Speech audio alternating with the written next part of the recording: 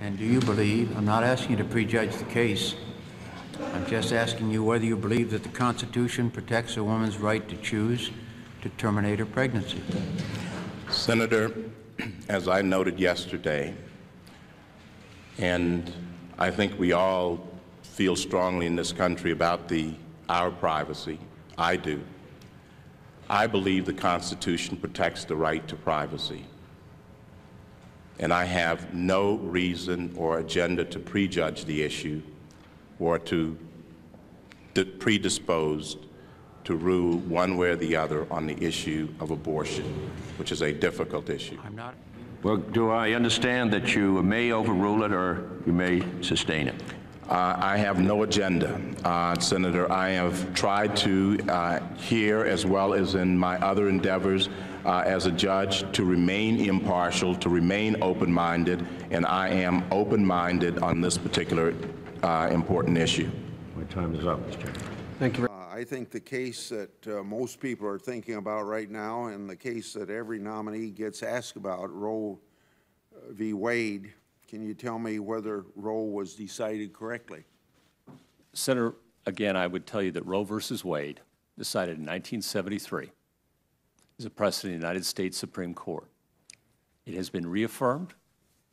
The reliance interest considerations are important there, and all of the other factors that go into analyzing precedent have to be considered.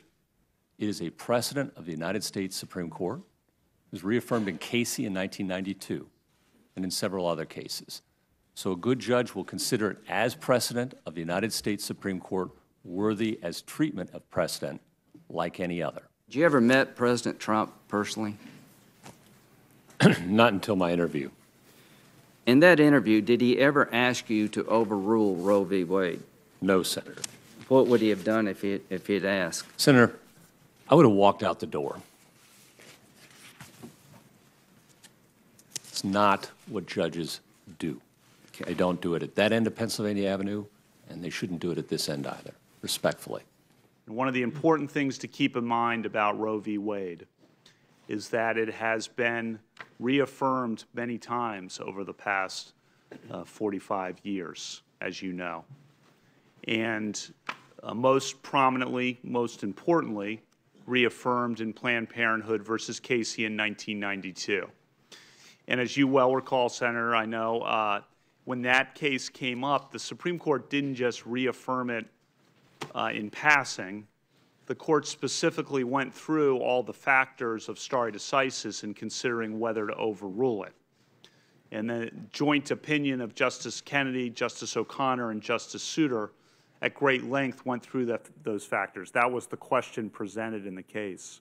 Could I interrupt you to say, since you mentioned stare decisis, and I sat on 9 of these hearings, and when the subject comes up, the person says, I will follow stare decisis, and they get confirmed, and then, of course, they don't.